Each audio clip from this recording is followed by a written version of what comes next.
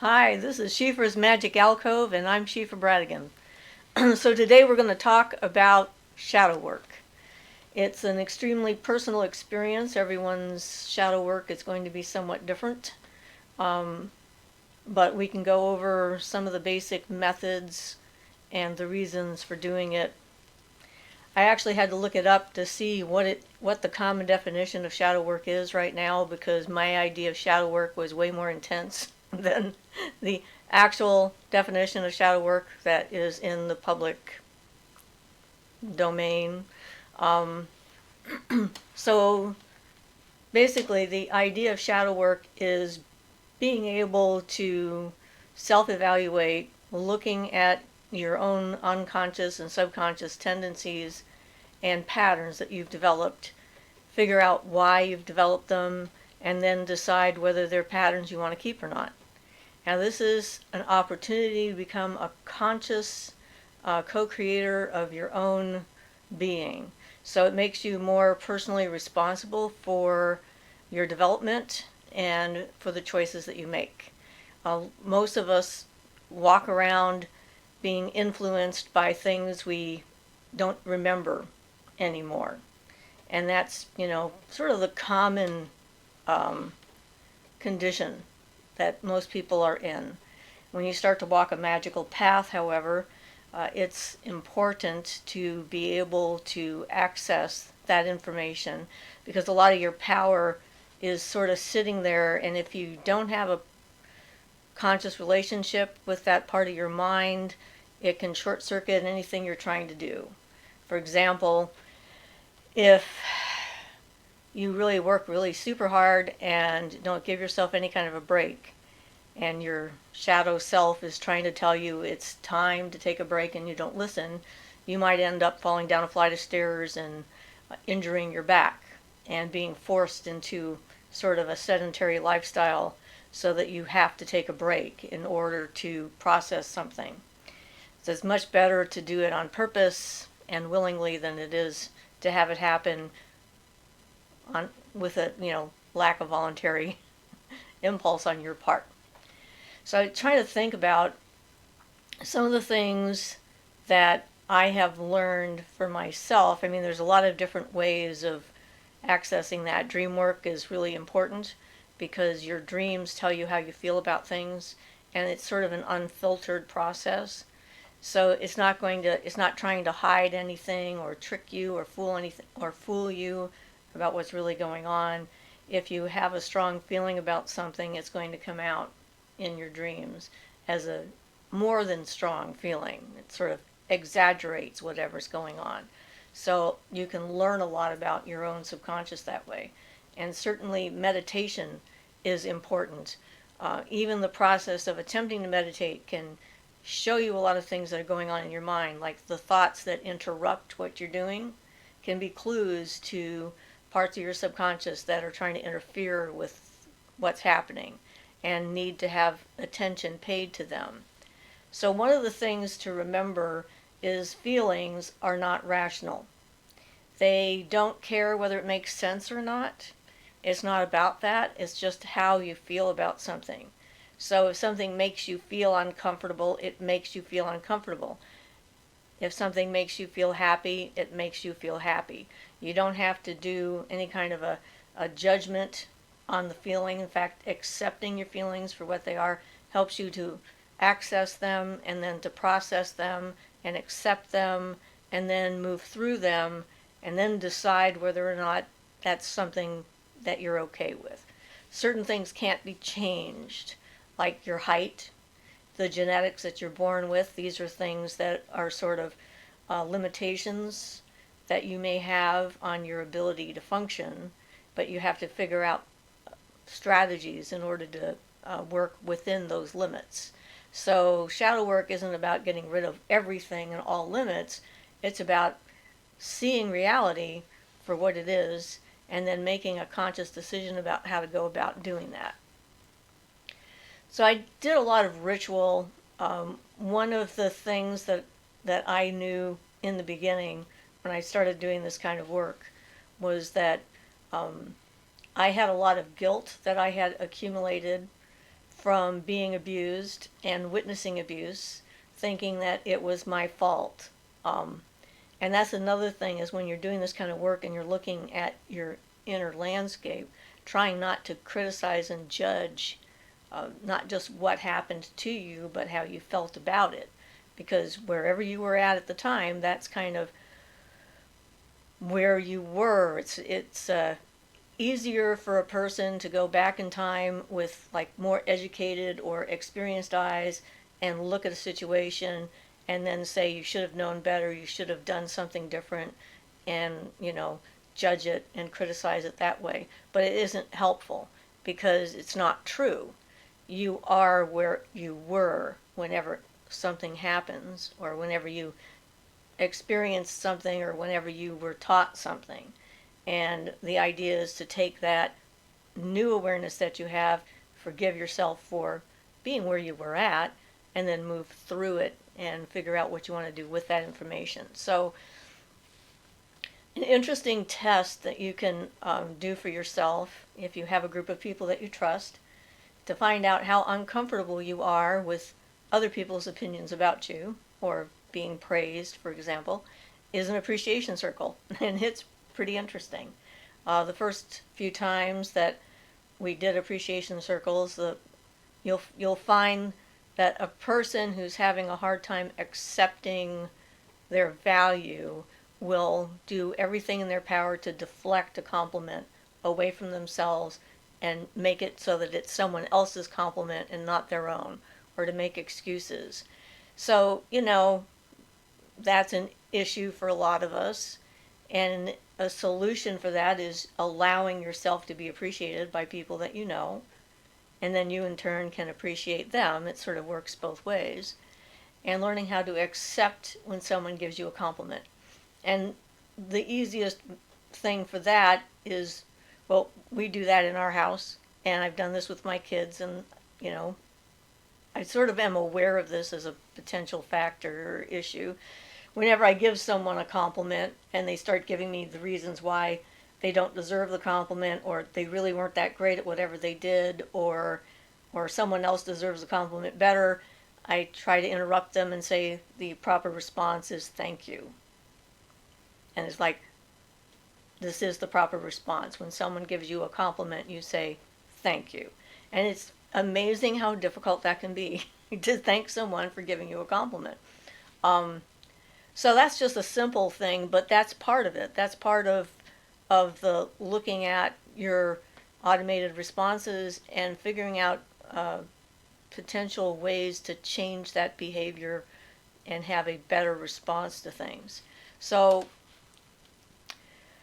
the critical self-evaluation includes cultural, religious, spiritual conditioning. Depending on your background, it's going to be different for everybody. So like, I was raised Methodist and was taken to church on a daily basis when I was a kid.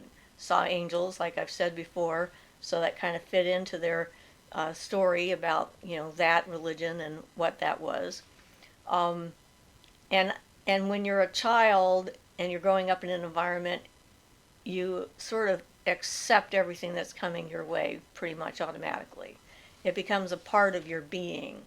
So if you're going to take charge of where you're at and where you're going, you have to know that you have those ideals or mythologies or attitudes that have been given to you wholesale from when you were little.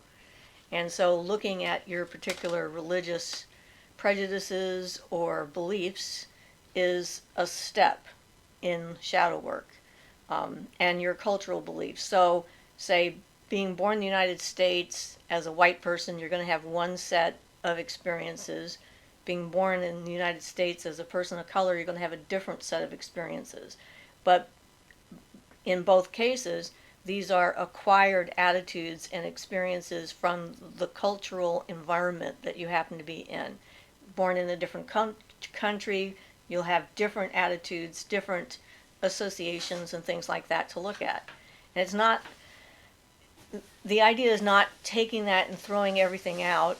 The idea is looking at, evaluating it, and then deciding whether it's something that you want or something you feel comfortable in or something that serves you, something that works for you, and making your choices and your decisions based on that instead of on just this, larger pool of everybody thinks this is true kind of thing.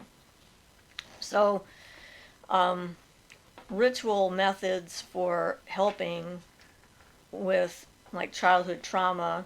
I had, the child that was always being hurt.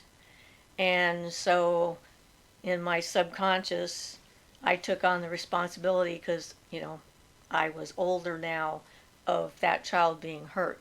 And so I would perform rituals where I would like name something my inner child and then speak to that inner child and tell that child that I was really sorry that that happened to them and accept and acknowledge all those feelings that I had, and then determine to protect the child in the future, not let anything like that happen to them again, and really mean it. And this stuff happens throughout your life. It's not like you're going to do shadow work for a year or even 10 years. It's a lifetime of process that you go through as you become more and more who you are meant to be, who you truly are, or who you want to be, depending on how you look at it. So, let's see. Sometimes one of the ways you can figure out where these edges are the things that trigger you. So, for example, if you're reading someone's post and something about what they're saying just really angers you or upsets you in any way at all, you can look at what they said and look at why you felt that way. And then you can evaluate that and decide if that's something you want to keep.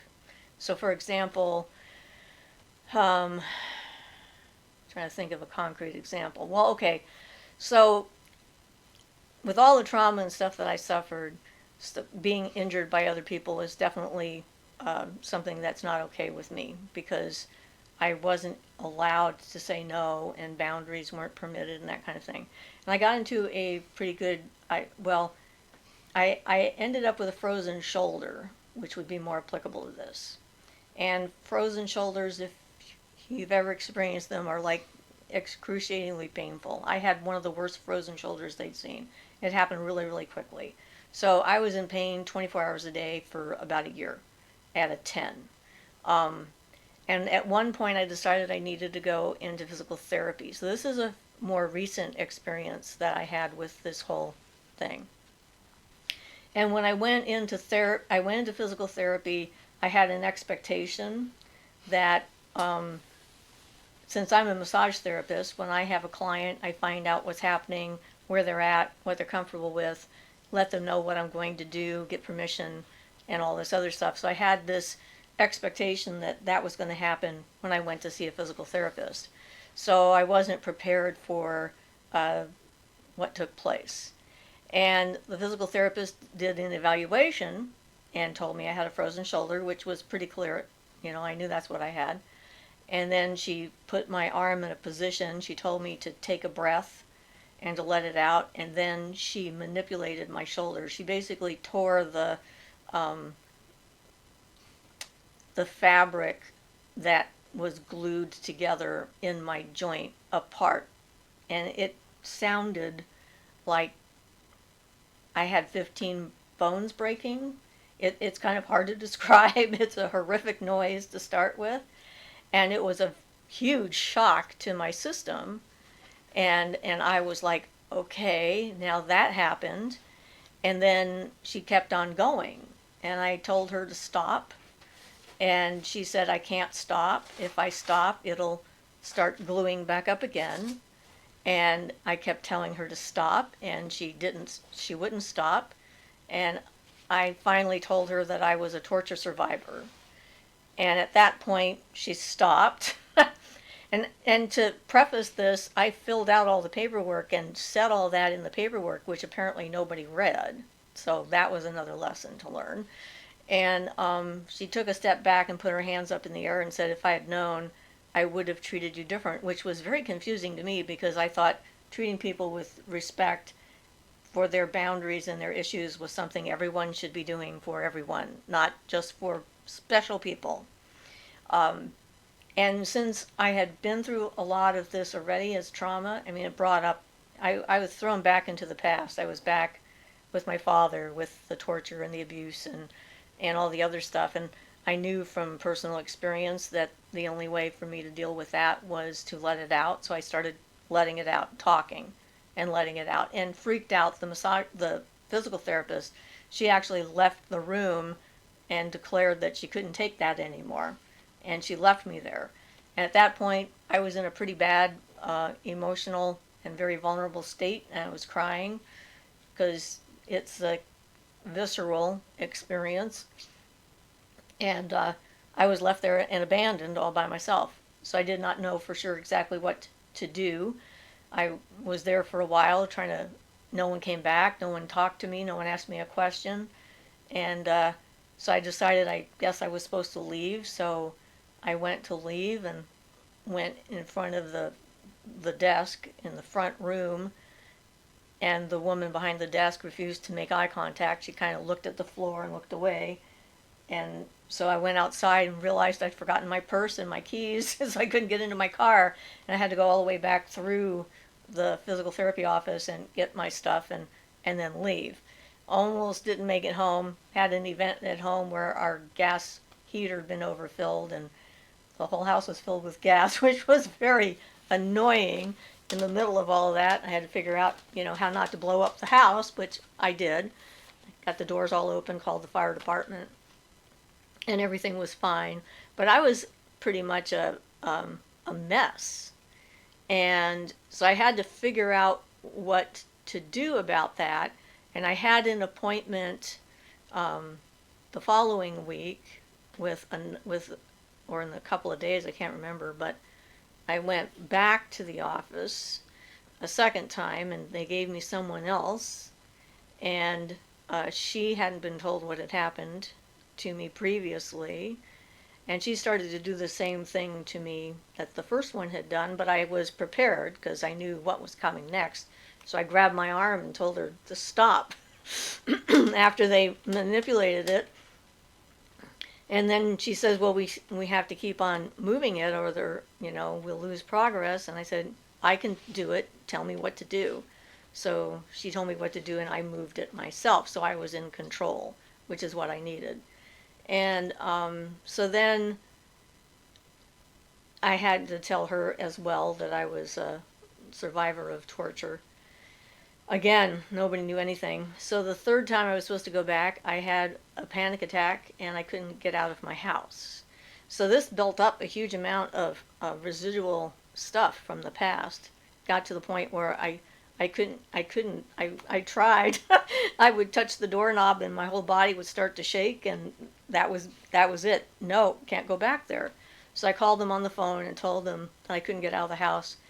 And then my daughter, bless her, told me I had to go back, otherwise I would connect my past trauma with my current shoulder injury for the rest of my life, and I had to work through it, which I knew she was right about, but I also knew she didn't know how difficult it would be. But so when I called them and told them I couldn't come back unless they agreed to have someone that I could talk to about what had happened. And so I did, and I went back and talked to a different therapist. She was a physical therapy assistant, and she was also an incest and torture survivor. And so she understood where I was coming from, and I was able to actually get it out. And it took a long time to get rid of that trigger. In fact, when I got massage from my massage therapist, every time I let her move that without fighting, I would be in tears because it was like there was this huge trust thing that had been broken from that first experience in the physical therapy office. And so that is an example of a pretty major trigger, and I had to decide what to do about that trigger and what could be done about it. And so, I did the working through the past stuff and got that out of there. But then it was like, so here's the trigger I have that if somebody does something to me without my permission, I'm I'm not okay with that, and I thought that's not a bad thing because you should never be okay with someone hurting you, even with your permission, but especially without it. So it made me a lot more proactive when I had to go into therapy for other things, like a car accident, stuff like that. I was very assertive whenever I went into a physical therapy office.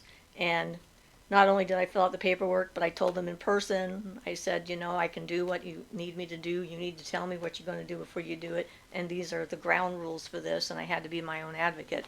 And that's the thing. It's like no one's going to do this for you. You have to do it for yourself. So that's a more recent example of some shadow work, would be defined as that, making my conscious decision and choice about how I was going to go forth in the future. And so, there's a number of things that are like that where you have to figure out how you're going to adapt or maneuver when you're dealing with a person or a situation or what have you. And my approach has always been looking for solutions, like accept the past, accept what happened, what can I do moving forward, what is okay, what is not okay, how to set my boundaries, learning how to set a boundary, not knowing what boundaries were. So there's a lot of interpersonal work in there. And in the magical realm of things with ritual, doing the rituals with my inner child, doing rituals about the abuse and leaving it in the past, or making, I don't know exactly how to explain some of the stuff that it happens in the moment when you need it. I did a lot of burning of pictures of my uncle, to like get him out of me and my energy field and stuff like that. Everyone's approach is going to be slightly different depending upon what they do and what feels comfortable with them and what happened and stuff like that. The transformation, the cup transformation ritual that I have up there as a video was extremely useful because that's another way of directly accessing that shadow self, the part of you that is laying in wait with a lot of energy and power that's being wasted on something you can't do anything about, for example. And so I did that a lot, like trying to turn my anger into something productive that I could use, like a directed energy towards a goal, or turning fear into courage, and just sort of transforming all that energy into what I wanted. And that's the thing, is that this is about what you want. It doesn't mean that you decide you don't believe in something just because you were taught it as a kid. You could look at it and decide that you like that particular belief system and that it's something that you're going to accept and adopt. Forgot my water today.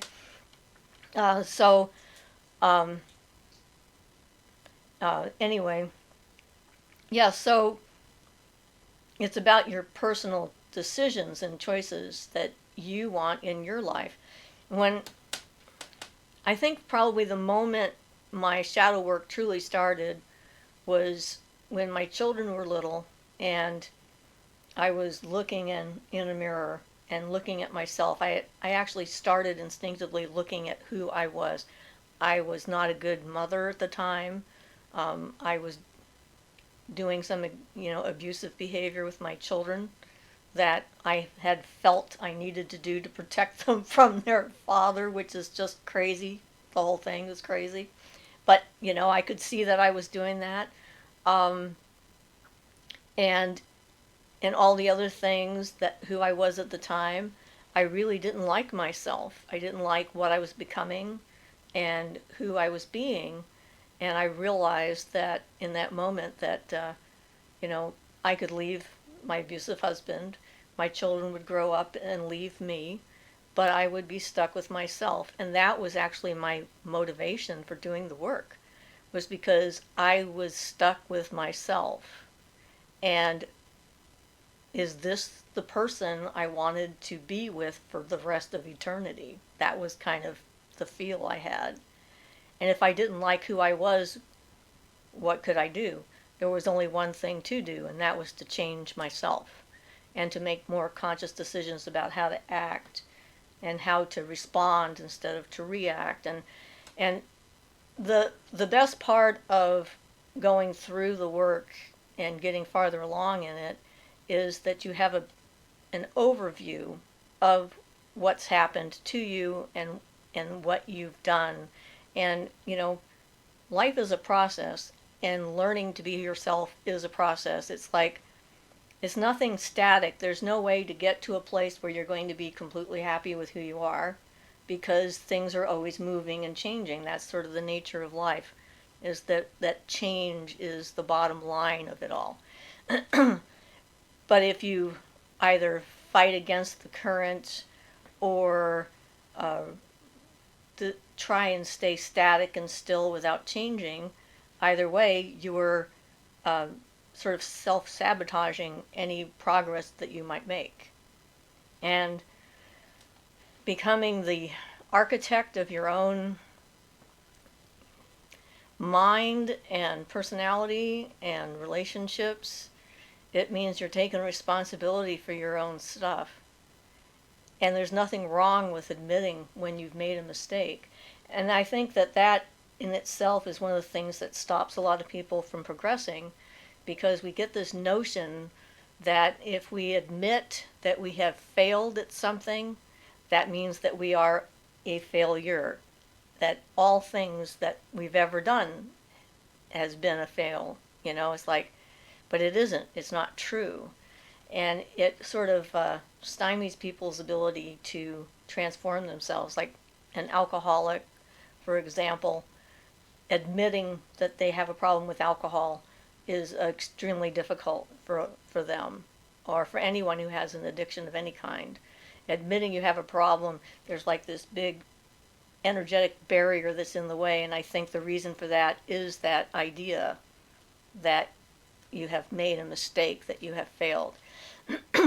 And so being human is a good thing. And if you say the wrong thing to a friend, you can apologize. Apologizing doesn't mean that you're a failure. I used to think I shouldn't apologize to anybody for anything, because when I was a kid I was trying to be perfect. That was sort of one of my mechanisms, my survival tactics. And that's the other thing too about the shadow work, is you find out what your survival tactics are and whether they're still working for you or not. And if they're not working for you, you don't want to use them. So I guess there's just the subject is just the way it is. It's like a giant ball of string that's kind of all wrapped up together, and one thing leads to another. And you can use the meditational techniques, the ritual techniques. You can use standard therapy. There's nothing wrong with standard therapy if it works for you. Just making sure that you find somebody that you're compatible with, because you certainly don't want to see someone who thinks that you're an idiot for believing whatever it is that you believe, because who needs that, right? So I guess there's not much more to say specifically about it, because do what's comfortable, and if you're not ready to deal with something, it's okay to set it aside. You don't have to force yourself. That's the thing. Daily life and existence, and reading posts on Facebook or the newspaper or watching television are going to bring triggers up for you. Things that make you mad, or things that upset you, or things that confuse you, or whatever. And when that happens, you look at that, follow a rabbit hole down, find out what are the core issues that are bothering you, and why are they bothering you? Is there a reason for them to bother you? Are you homophobic because you're afraid that you might be gay? Are you against people of color because somebody has told you when you were 5 years old that they were all bad? Or, it's like, what are those underlying reasons before you are able to actually make a conscious decision, a conscious choice, and then decide what you're going to how you're going to act, who you're going to trust, what you're going to believe, and all that other stuff. So certainly ask questions, and but be kind to yourself. We have quite the wind going, don't we? Um, and be gentle with you, because you don't have to perform up to someone else's expectations, and your own expectations of yourself are probably a lot higher than anyone else's would be of you. So it's okay to do the dishes or not do the dishes, to clean the house or not clean the house, to go to the park or to stay indoors, to do whatever you feel. It's okay to be quote unquote lazy. It's okay to be busy. Finding a creative outlet can help, especially if things get a little bit intense for you. That's why I started beading. If I have a situation, especially one that's so totally overwhelming that I feel there's nothing I can do, doing art helps to focus my mind and my energy, so I'm not like completely involved in the idea of feeling helpless. So, try different things, see what works for you, because all of us are different and all of us are in different places. So hopefully this has been helpful rather than confusing. It's hard for me to tell. And like I said, always feel free to ask questions. I think I'm not going to do a live show this Sunday. I'm going to take a break because I'm feeling a little bit under the weather.